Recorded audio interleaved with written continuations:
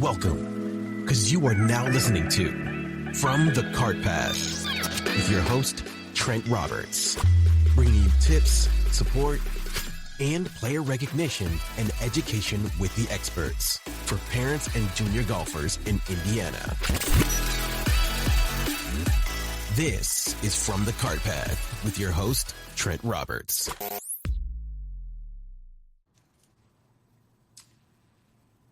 Hey everyone, this is Trent Roberts with From the Cart Path, and I have three people with us tonight. I have Andy Serketich from the University of Indianapolis. I have Mandy Moore from Eastern Kentucky University, and I have Lauren Smith from Path for Success. Lauren is going to speak a lot this evening about the recruiting process and asking them the questions, and I'm going to sit back and watch with the rest of you. Lauren, go ahead and take it all on. Awesome. Thank you both for joining us. I know your lives are quite busy and you have a lot to do, so I appreciate you taking the time for the next 30 minutes or so to just answer some of these questions and really help educate the people watching and the folks who will tune in later to this YouTube video and podcast. So we do appreciate your time. I have a couple questions that we want to go over. I know people can send in questions as well through YouTube. So as we get those questions, I will stop and ask those as well. But first, Mandy, I'll start with you. A lot of this conversation tonight will be based on June 15th. And I know both of you being at the D1 and D2 level, some of the rules are different. But Coach Moore, what advice would you give a junior golfer preparing for the June 15th date? Yeah, so for Division I, we can talk to the rising junior class starting June 15th, but it's only text, email, phone calls. We can't talk in person until August 1st, which I'm not sure why they haven't matched those dates up yet, but anyway, so I think my main advice would be to stay patient and to do your homework and make sure you're taking the time to find the right place for you.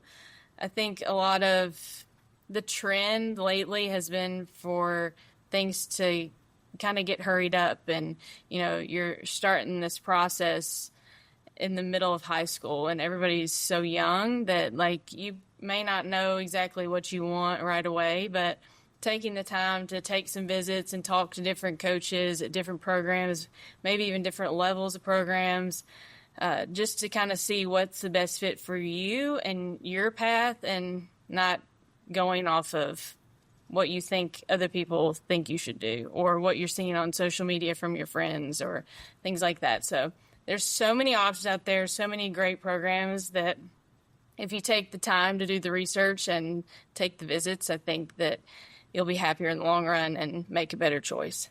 Definitely. And Andy, I'll give that question to you too. I mean, you can explain a little bit being at the D2 level and coaching the men's and women's golf programs. What would you say to a junior golfer who maybe wants to play at the D2 level? What advice would you give them? Yeah, like Mandy says, very similar, right? Obviously, June 15th, we can start communicating a little bit. But like you said, I think more importantly, just play in some tournaments, right? Play in a lot of multi-day events. Kind of, focus on your game and your score. And as you get into this process a little bit, obviously you'll start to chat with other coaches. You'll chat with, either former friends that have moved on to the collegiate level or whatever, and try to get a sense of where would you like to play, what level. Like Mandy said, there's so many schools out there, and big, small, and everything in between. There's really good teams at every level as well. So I think trying to figure out, do you want a big school, small school, big city, more rural, what gives you the best chance to play well? And there's going to be tons of opportunities at those places. So, but yeah, first and foremost, kind of keep working on your game, because we want to see you compete. Yeah, that's actually my next question. As head coaches of both of your programs, what are you looking for in a player before you even make contact with them? Whether it's results, rankings, academics, Andy, I'll let you answer first. What do you really look for in a kid? Yeah. Well, it's pretty easy initially to you look at rankings, right? Those are pretty accessible for us. So it's a good place to start. We'll look at rankings based on what we feel like maybe in the past we've been able to see. And then usually we'll see a bunch of scores that go with that, right? Those leads to the rankings. So initially you start there, because before I'm able to talk to you, I can't really get much academic information necessarily or some other stuff. So Yeah. I'll usually start with scores, rankings, and then kind of go from there. Like I said, academics is a big piece, and then I'm more of a player's coach. I'd like to get a chance to know you a little bit. So the character piece will be pretty big for me. Sure. And Mandy, what do you look for in a player before making contact with them? I mean, what puts them at the top of your list for a grad year? Yeah, I mean, I think in general, some good information to put in kind of your initial emails to coaches would be obviously your scores, but all of your scores are helpful. And like tiering them, I personally think from newest to oldest. Sometimes I'll see their scores from 3 years ago first, and then I have to dig a little for the newer ones. But your GPA, your academics, if you're involved in any other activities, like what sets you apart from other players, and the email in general, like include a decent amount of information, but don't go overboard with it. Like, a lot of us coaches get a ton of emails, so, we probably are more likely to read closely and look closely if it's concise and has the information that we're looking for. Videos are helpful. I personally like to see real-time videos and not just slow-mo videos. Yeah. Both types are helpful. TrackMan data sometimes is good. But any kind of information that we can get that helps us figure out who you are as a player and a person before we can actually see you play would be good to include in that initial email. And make sure if you're copying and pasting and sending the same email to multiple coaches that you take the time to just double check and make sure that the mascot and the coach's names are, one, accurate, but two, up to date, because sometimes a lot of coaching changes happen, and you want to make sure that you have the right people. And I think especially this time of year, we harp on that to the clients that we work with. Make sure you take the time. I mean, these coaches you all get so many emails. And me being a former college golf coach, I know the amount of emails I got, as an assistant coach. So weeding through and kind of, choosing which, player A versus player B, and what took player A to the top versus player B. And can I touch on one of your points? You talk about putting all your scores out there. And I think that's something that a lot of people that we work with maybe try to hide behind bad rounds. Could both of you or one of you touch on? Sure, Andy, go right ahead. Yeah, I mean, like Mandy was saying, like, we're going to find it, right? So you don't have to put it in there, but I promise you we're going to find it. So it would just be better if you told us up front, because we're going to find it and then we're going to know why you didn't tell us. And that just it's not good. So, like Mandy said, just send us all of them. I would prefer, like she said, to lead with the most recent ones. 3 years ago, quite frankly, doesn't do much for me. So, it's great if they're good scores, but I'm more curious what you've done recently. Yeah. And then one other point, like she said on the videos, like, I don't need the huge production with music and all that stuff. I just like simple swing videos, like down the line, face on. I don't need like off to the side where I can't necessarily get a good angle.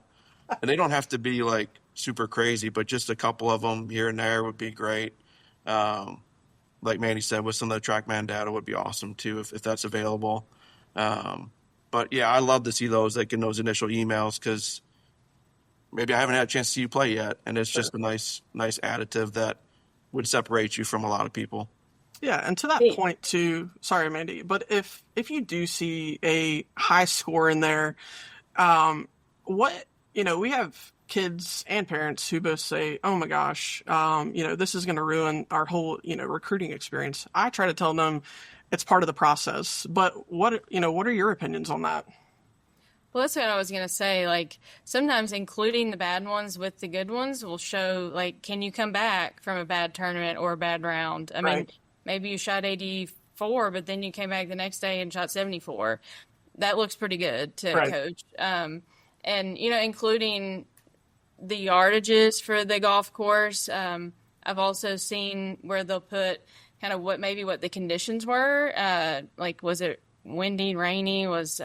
Sometimes that helps. But yeah, I mean, when we're recruiting too, sometimes we don't want to see you struggle, but we also like to see what you do when you struggle. Yeah. That tells us a lot about the type of person you are, the type of player, and can you come back, and are you resilient, and what are you going to do the next day? So having that tells us quite a bit, I think, and can help, even though you think it might hurt.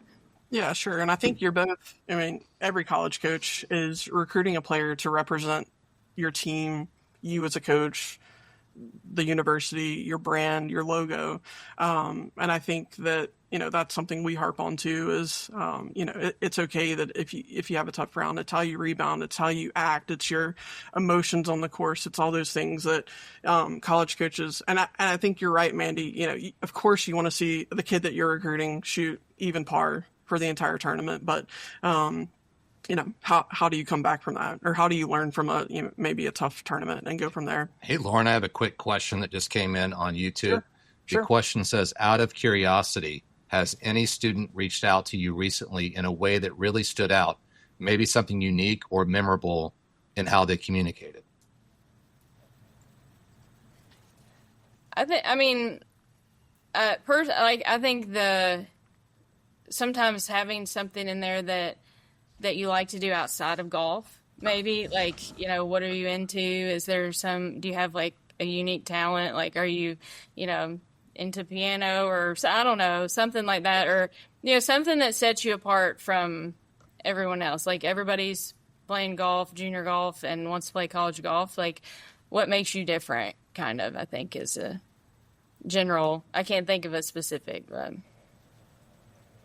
Yeah, I had one recently, which, again, for me, it was cool because this is my first year at UIndy. And so this person said, like, hey, congrats on a great first year.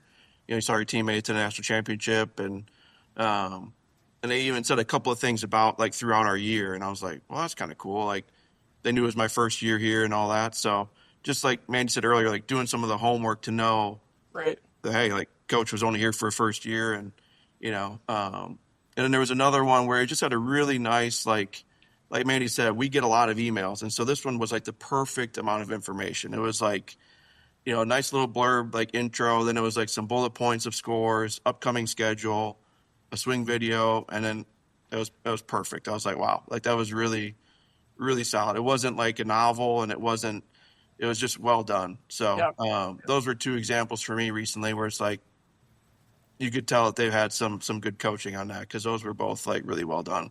Yeah, and it's really, for a lot of them, it's the first impression they're making on you all. And I think, we talk about first impressions in life in general, and it's all, how you carry yourself, the words you use when you're speaking to people. And I preach that emails are very important. And the more work that they do on your specific university and the time that they take to write those emails is really important. So thanks for answering those questions. So, Mandy, serious recruiting for you obviously goes on year round, but once you can start talking to those players June 15th, what are you doing as a coach to see the kids before that date, though? Are you attending tournaments? Are you looking at social media? What kind of things are you looking for, so that the people listening can maybe, up their Instagram game a little bit, or play in some bigger tournaments, something like that?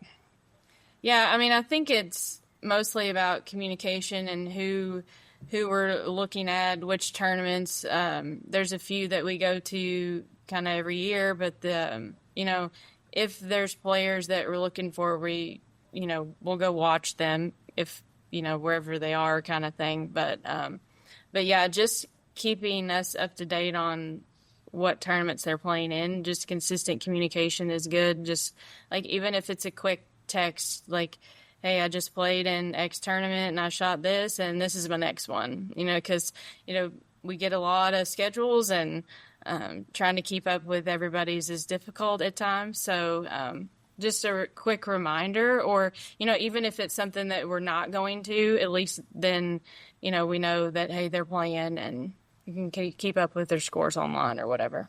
Yeah, and you might be familiar with the course they're playing on, or some of the competitors in the field, something like that. So, what about you, Andy? And especially being the head coach of both the men's and women's teams, and your rules maybe being slightly different at the D2 level, what kind of things are you looking for? Yeah, I think you made a good point, right? Like this summer, right? We'll be able to start kind of communicating with 27s, but in theory, I may have saw a few of them last summer.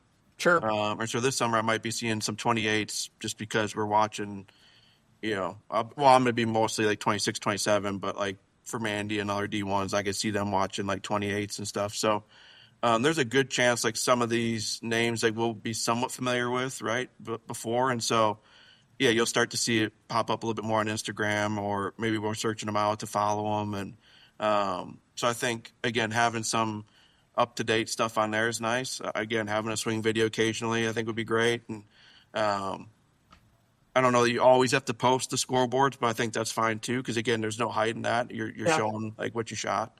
And so, yeah, I think that would obviously help. But yeah, for me, like, again, this is my first year here now, first full year. So I'm going to start I already have a good sense of like some of the good high schools and some of the good younger players. And so, yeah, that would be what I guess I'm starting to look at now as we're getting close to June 15th.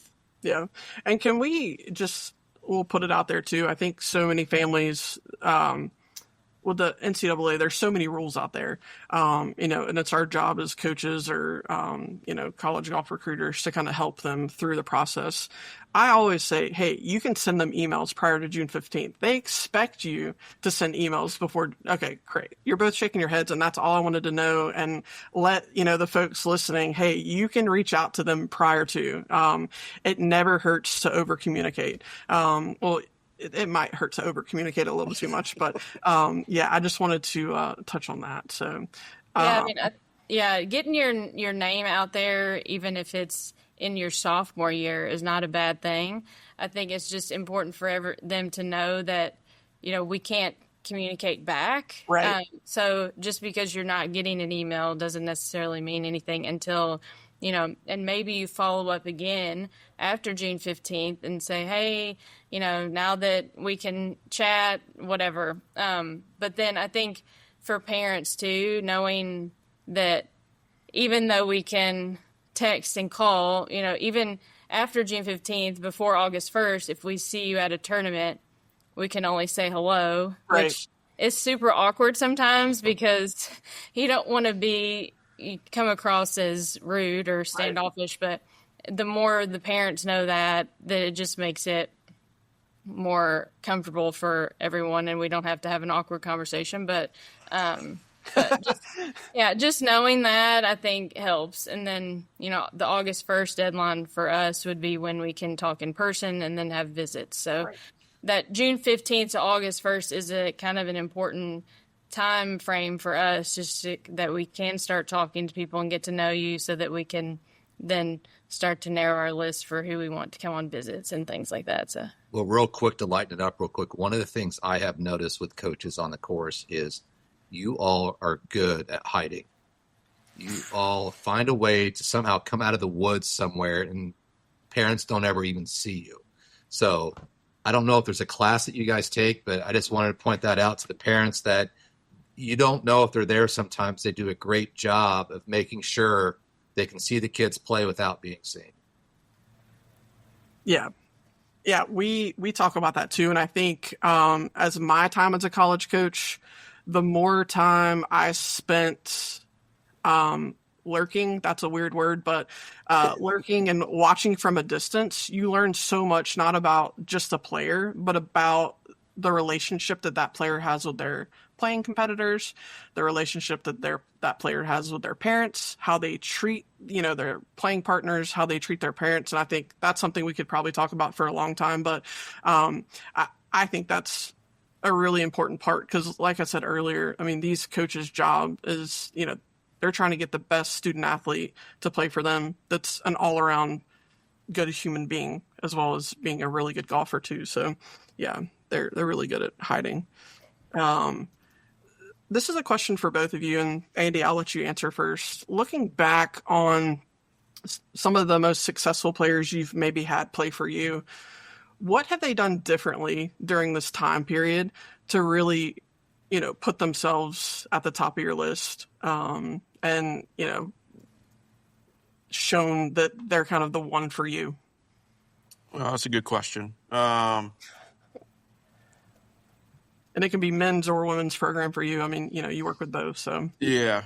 Obviously, it's a little bit of for me, it's kind of, there's differences. Like, it's almost case by case, but obviously, like, scores first and foremost are very important. So, like, for me, like, I don't get to go recruit internationally in person. Mm-hmm. And so, like, for an international, I'm watching, like, scores. And so if I see a lot of really good scores, I'm like, oh, well, pretty interested by that. And then it'll be like, doing Zooms with them and trying to get a chance to know them and see what they're like and talking to people in their sphere. But if I get a chance to watch them play, the ones who I guess really like have jumped to the top of my list are exactly what you said before. Like, they're awesome to their parents, their playing partners, to the course. Like, even if they're having a bad day, like Mandy said, like, I almost love to see them like have not a great day, because we know what that looks like. Good is good.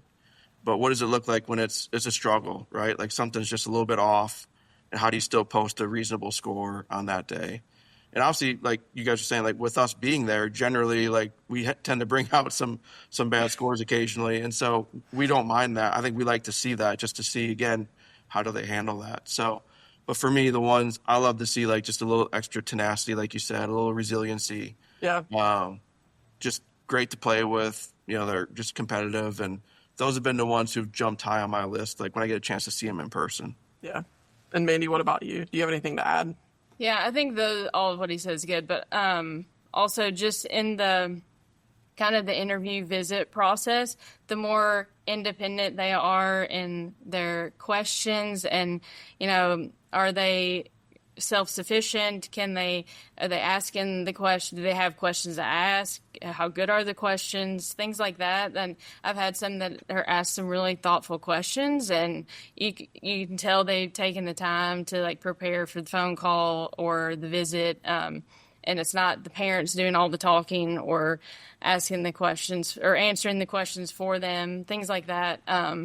But yeah, just in general, kind of, I mean, you're about to go to college and you're going to be doing everything on your own. So the more that you can prepare for that transition, and even in the recruiting process too, I think will help Yeah, and I think something we talk about too with our clients is, for these high schoolers, this is usually one of the first big decisions they're making in their life.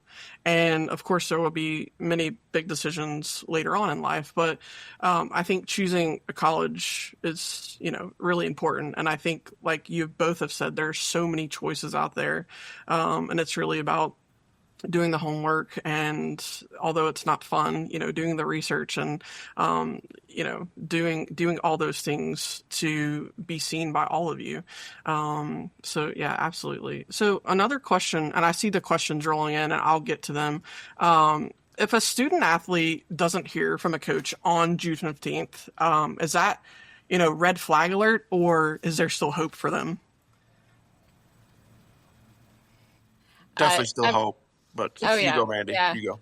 I mean, I think obviously it's different for different levels of programs and things, but very few programs are making decisions right away after June 15th. So there's still time. And then there's been several occasions where, we may not see someone at all or know about them until later on. We may be at another tournament or a tournament watching someone else and then see, so you just never know. And it's never, I don't think it's too late ever to get in the mix, but just because you don't hear back right away doesn't necessarily mean that you're too late or you're out of the picture.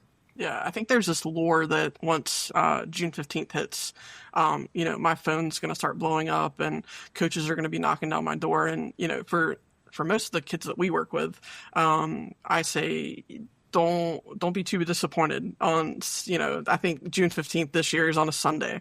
So, come Sunday evening, I'm like, don't be, too disappointed if you haven't heard from anybody, because the recruiting process is just getting ramped up for them. It's, my belief. So, and Andy, do you have anything to add to that about, you said, yes, it's not over, no red flags, but anything else?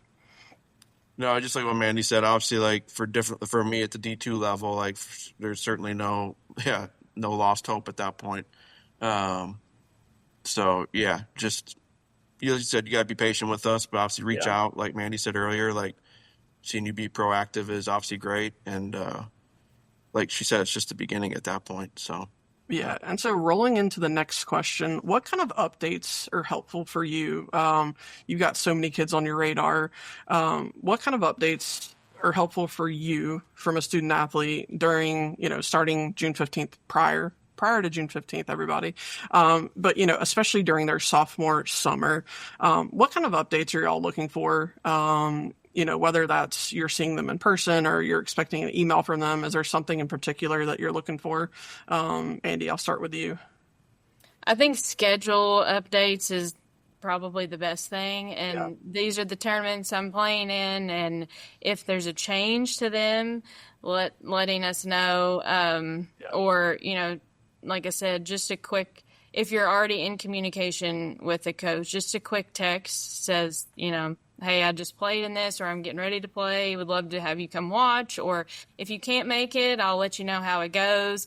It can be quick, but like consistent. That way, we're not forgetting about that kid if we're hearing from them, and they're keeping us updated. So I think mostly schedule, because that's where we're going to try to see them play. So knowing where they're going to be and when is helpful. Yeah. Andy, what about you?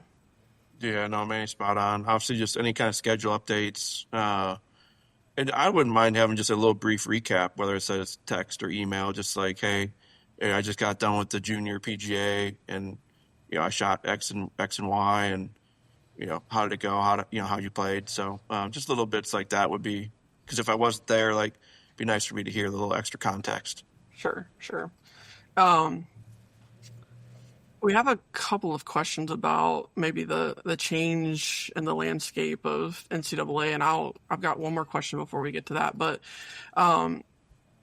what, in your, you all's opinion, can a student athlete do, whether it's on the golf course, off the golf course, and you've both already touched on it, but how can they prove that they're the right fit for your program?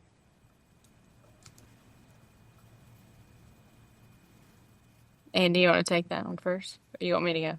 You go first if that's cool. I'm happy to, but it's fine. Well, I think it's like kind of like we've said, like it's a combination of a lot of things. Like it's not just the scores you're shooting, and I think coaches want to see the kind of person you are. Are you a good student? Are you involved in other things? Like, do you play other sports? There's a lot of things. And, what can you bring to our team? Like, what kind of qualities do you have as a person that will add to our team? Just a lot of factors. But like I said, after we can speak, just getting to know each other, and, it needs to be a good fit on both sides. So, Sure. Them getting to know the coaches and us getting to know them just on different levels other than just what they shoot, I think is helpful. Yeah, it's hard for me to add too much to that because it's so true. Like we've already talked about watching how they, act on the course and how they compete. But then the interactions we have, like on the phone or, like you said, at a visit would be huge, like to see how that goes. So, but I suppose, like Mandy was saying, I think just like to be themselves, like we want to see like them be themselves, right? And not trying to fake it for certain reasons. Cause again, we're probably going to be able to figure that out. And so we'd rather them just be themselves, and that's going to be what we want to see. Yeah. And Mandy touched on this earlier, but do you like to see that the kids are controlling their own recruiting process more so than maybe email that looks like it was maybe done by a parent or something like that? or the email actually comes from the parent. Yeah. Oh, yeah. Red flag, right? Yeah. Well, I mean, yes, like it's hard for us to get to know the kids if they're not the ones communicating. Right. Yeah. And I think too, as a college coach and playing college golf, you really become a family. It becomes your home away from home, right? And whether your coach is young or old or whatever, you look up to them as kind of your mentor while you're there. Coach, all the things. Y'all, I don't think you get paid enough for what you do. But it's it takes a lot to kind of find the right puzzle piece. And that's something that we try to talk about too. There thousands and thousands of puzzle pieces, and it's your job to find the one that's missing. And so, with success that comes after June 15th and conversation, there also can be a little bit of heartbreak. And I think it's important to know that just because, one door might close doesn't mean that there still aren't 15 or 20 that are still open. So, anyways, I don't know why I wanted to add that, but well, I mean, it made their views of what they think they want may completely change once they get into the process and start visiting schools. And it may be a thing where you visit a school and fall in love with it, and it may not have even been on your initial list. But that's the great part about the process. If you can enjoy it a little bit, that it can be fun. And I hate for it to be stressful for the kids, and it's like you said, it's a huge decision. So and we find that it's a stressful situation, and I know you both know that it's stressful for them and the parents, and we try what I do at Path for Success to try to ease the tensions and just try to educate,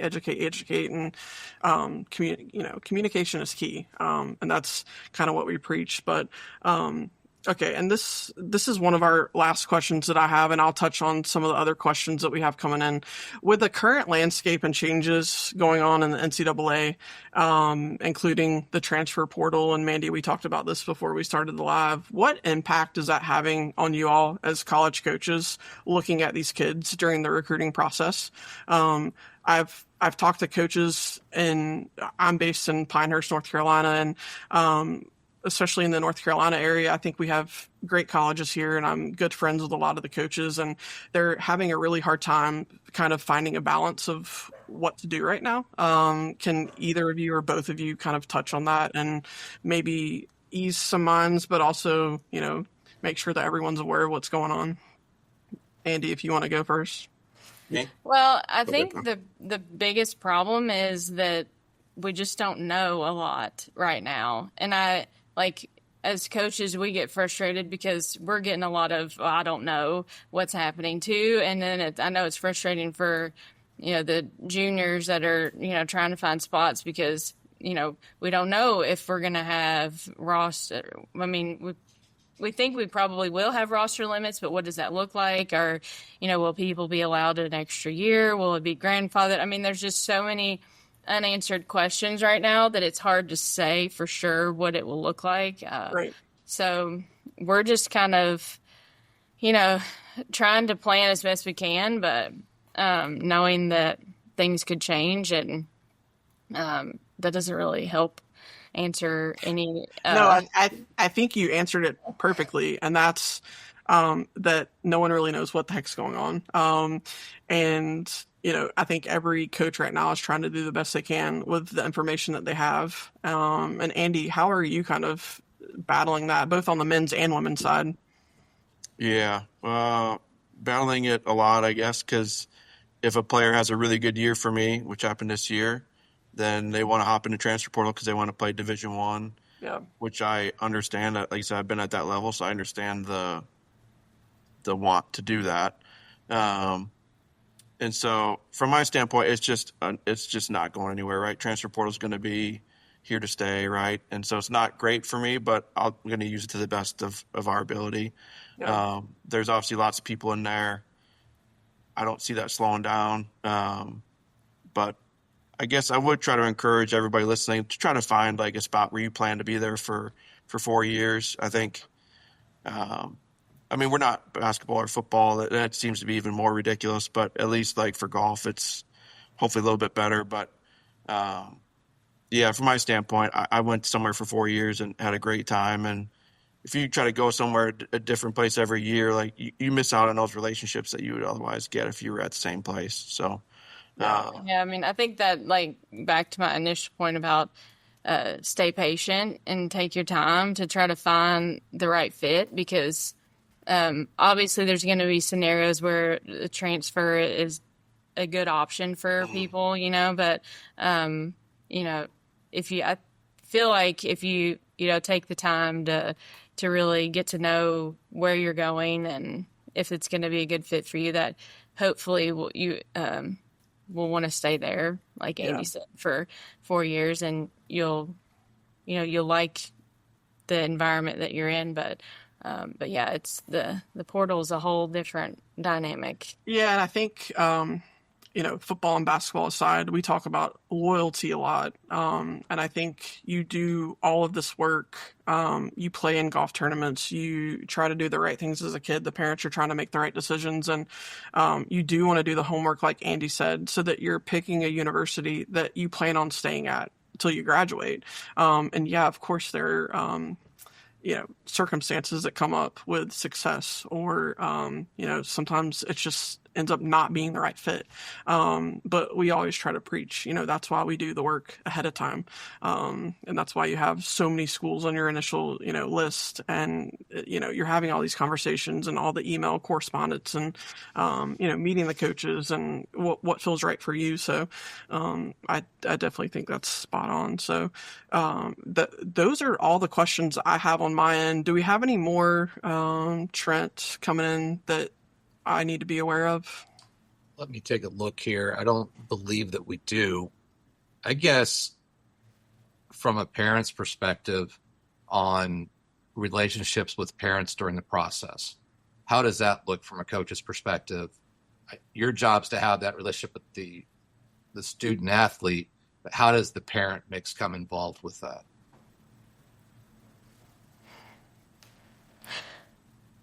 You want to go first, Mandy, or you want me to? Neither of them are going to answer it. That's a hot topic. Trent, that's not a good question. I think, we want to get to know the parents just as much as the kids. I mean, because they're probably going to be a big part of, the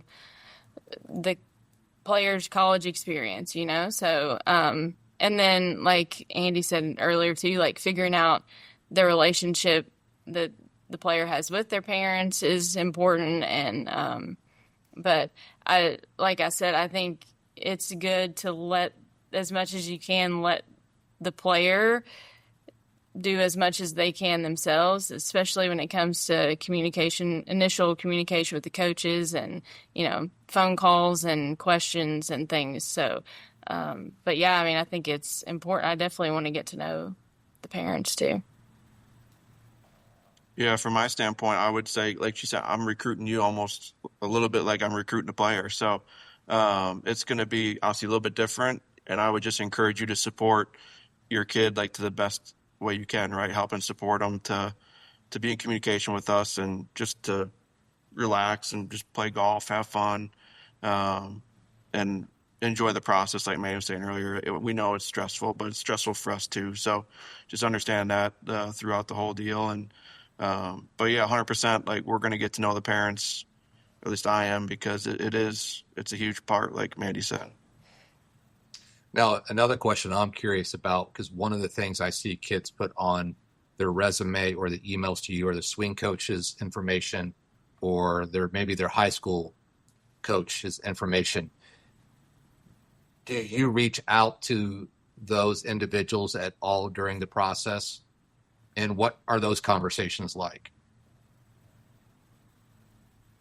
Well, I think it's good to include that just because it gives coaches another way to find out more information about the student athletes, like what are they, how do they practice, like, how much do they love the game, kind of stuff like that that they would have more of an idea about, how they are in their lessons or, around the golf course kind of things. But yeah, I think including that is good, just gives us another way to get to know them maybe in a little bit different way.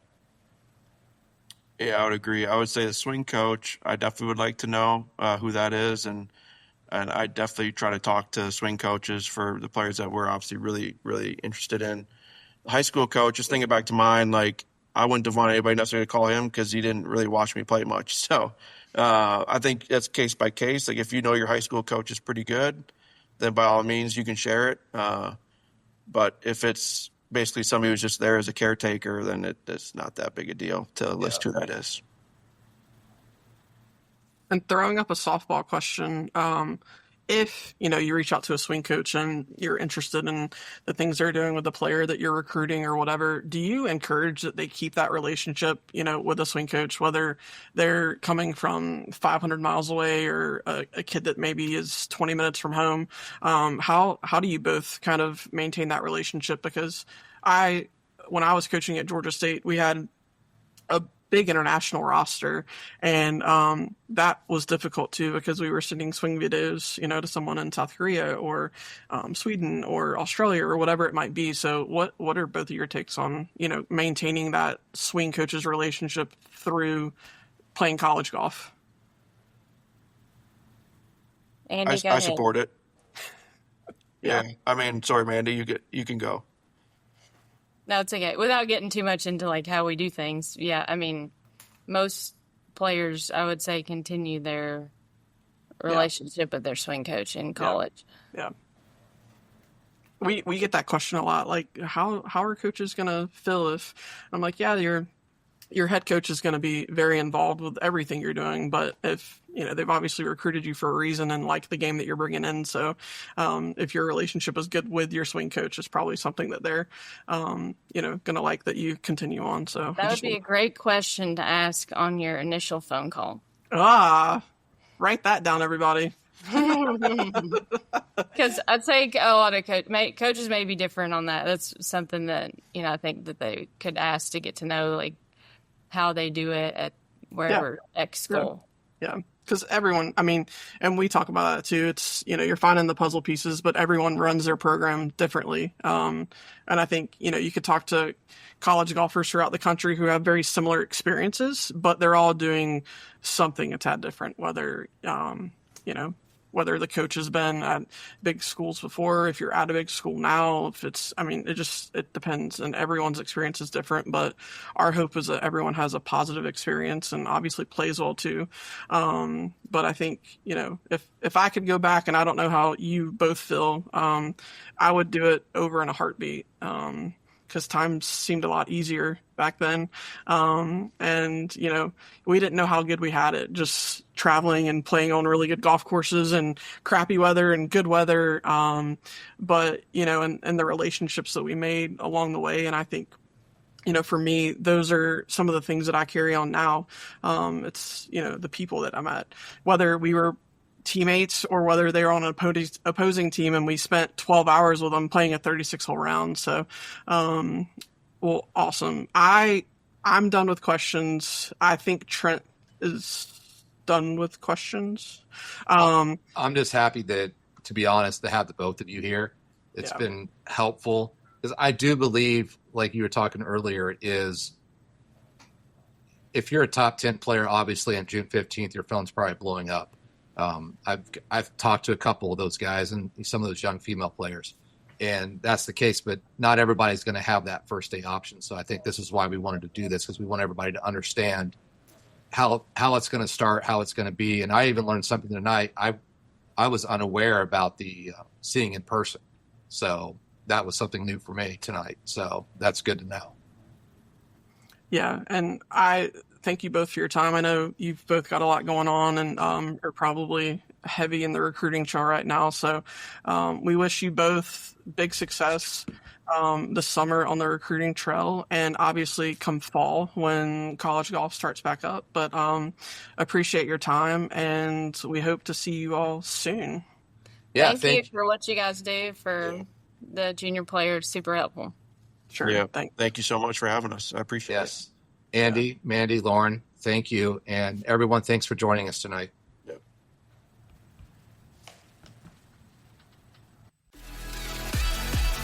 Thanks for listening to this episode of From the Card Path with your host, Trent Roberts. Please be sure to like and subscribe on your favorite podcast platform so that you never miss an episode.